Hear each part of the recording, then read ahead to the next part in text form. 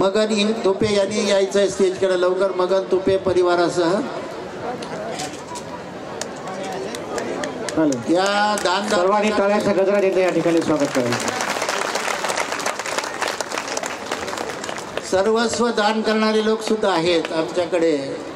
काही कंजूस माणसं तर आहेतच आहेत, त्यांचा सोडा, पण दानी माणसं सुद्धा आहेत.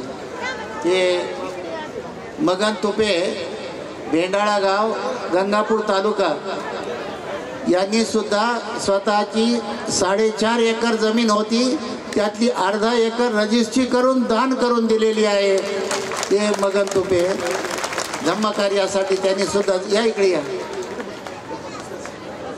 रजिस्ट्री करून दिली. विशेष म्हणजे अर्धा एकर जमीन गंगापूर तालुक्यात. या पुढे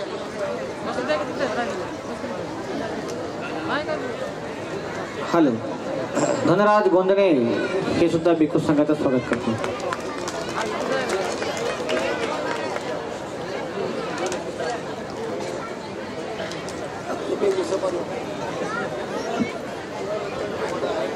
हॅलो. समस्त बीड येथून आलेले सर्व मान्यवर उपासक माननीय प्रदीप रोडे सर भिक्खू संघाच्या ठिकाणी स्वागत करतील. Sakaram Gujgare sir, PV Bansode sir, Bhaskar Sarpate sir, engineer Vasant Tarakse sir, तसेच ॲडव्होकेट राजेश वाघमारे सर भिक्खू संघाचं स्वागत करावं.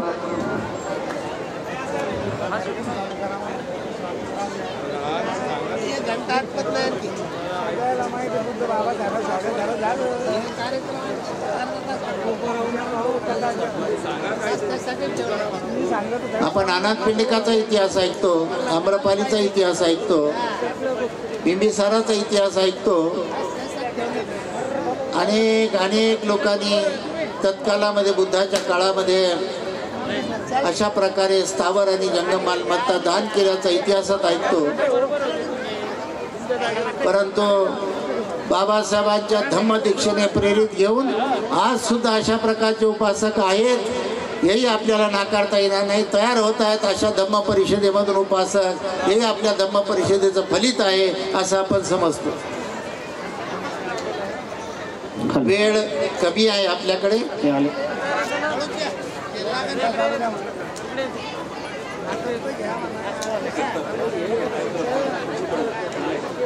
धन्यवाद.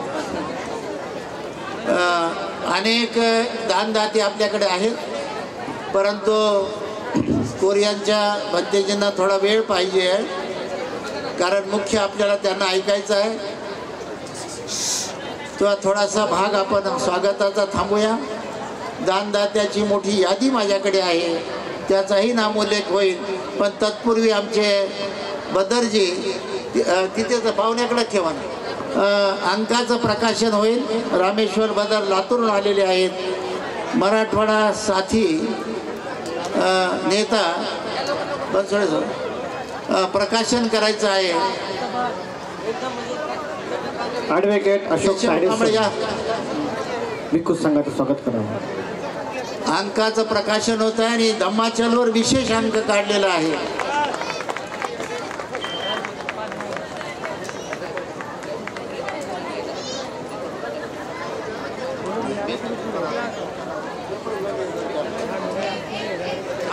त्यांचं होते काय